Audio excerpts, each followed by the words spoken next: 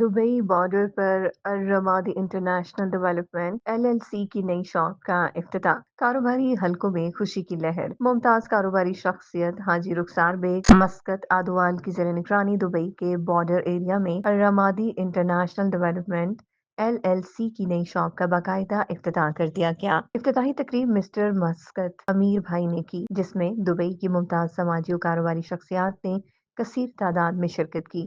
تقریب میں قربان سلالہ چوہدری راشد بہادر خان، چوہدری بابر محمد، عاشر بیگ، فلک شیر، ابو ہریرہ سمیت دیگر معزز شخصیات شریک ہوئیں اور نئی شاپ کے قیام کو خوش آئند قرار دیا۔